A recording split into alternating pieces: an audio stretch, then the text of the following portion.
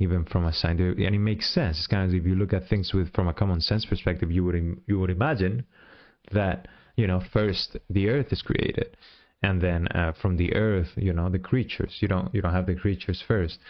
And even when it says, like, in the first day, the creation of light, that being the beginning of it all, like, kind of like, you need to separate first the light from the darkness to then move on to creating of heaven and earth. And then heaven and earth, when you don't understand, when there's no concept of the universe, or even of the idea of planets or things like that, like, heaven and earth is the universe, because the separation between where you stand, which is the earth, and then what you look up to, which is everything else, which is the universe, which is, will be the other part of the universe, because from that point as well as accurate in a poetic way of explaining that first you have the separation of what is light and darkness, the separation of what will become the order, of where will stand in the midst of what will be the darkness, the chaos, the emptiness, they say, for example, they say, like, in the theory of Big Bang, which again, I think it's pretty accurate.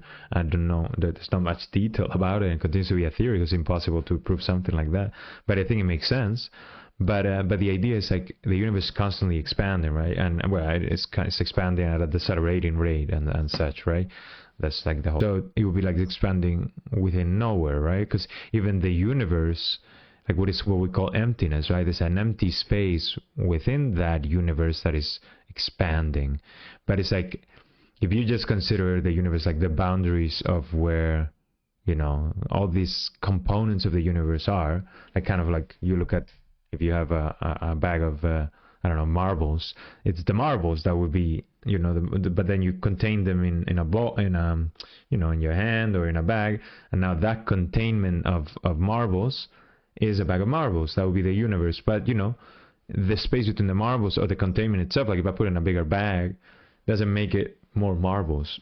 It just means that it occupies a larger space in that case. So if we look at it from the perspective of the universe, it's interesting that, what composes the universe, what they will be calling the universe expanding, is really just the components of the universe expanding.